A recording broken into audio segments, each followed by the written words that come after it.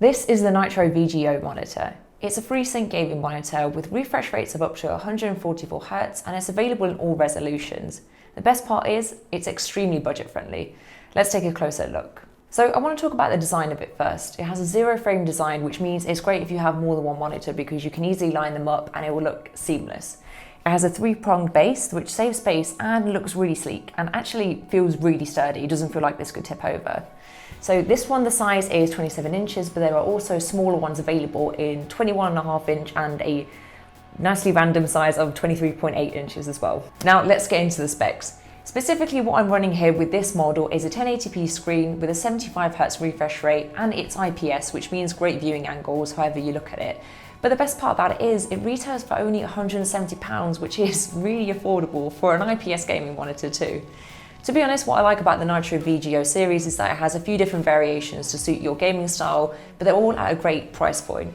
Now, if you prefer to play really cinematic games at ultra high resolutions, then you can choose the 4K model, which comes with a 60Hz refresh rate. Alternatively, if you prefer to play at a high refresh rate for fast-paced games, online games, shooters, that sort of thing, then you can choose the model with a 144Hz screen and a resolution of 1440p. Which is actually a really nice combination of both the high refresh rate and high resolution too. And they're all IPS, which is great to see. So these monitors come with something called Visual Response Boost, and this is a technology that works to give you a crisper, clearer image without any motion blur that might happen in your game. And this works by turning off the backlight in between frames to give you, to create the effect of a super low response time of 1 millisecond, and this will eliminate any ghosting, annoying things like that too. It's worth noting, as this works by turning off the backlight in between frames, the image you get on your screen will be a little bit dimmer. But then you can easily counteract this by turning up the brightness. It's not actually that much difference between it. The monitors also come with a nifty feature called Black Boost, which works to boost your visibility in low light game scenarios by lightening the dark colors, which is really useful in general, and especially for gaming, because I usually end up, as soon as it's like nighttime in the game, I end up turning off all my lights and then just gaming this far away from my screen and completely ruining my eyesight.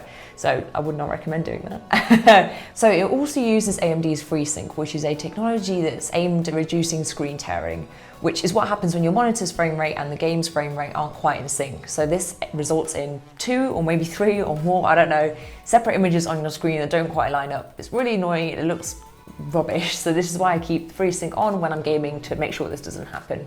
And as well as the OSD to change the regular display settings, it's also compatible with the Acer display widget. And on this program, you can change things like the split screen. So you can configure a split screen that works for you. I think there's 11 different profiles. And say if you're playing a less intense game, you can have the game on one side of the screen and then like a movie on the other side of the screen. You can also set up gaming profiles, and then you can sync these gaming profiles to save them to a certain game. So you can choose what type of lighting, what type of display settings you'd like for that game, and then when the game launches, your monitor will automatically configure itself to your saved settings. So this is the Nitro VGO series, but there are also a VG1 and a VG2 series. So what's the difference there? Well, if you're looking for an IPS gaming monitor like this one, but with HDR 400 and with more emphasis on color reproduction, that's where the VG1 series comes in.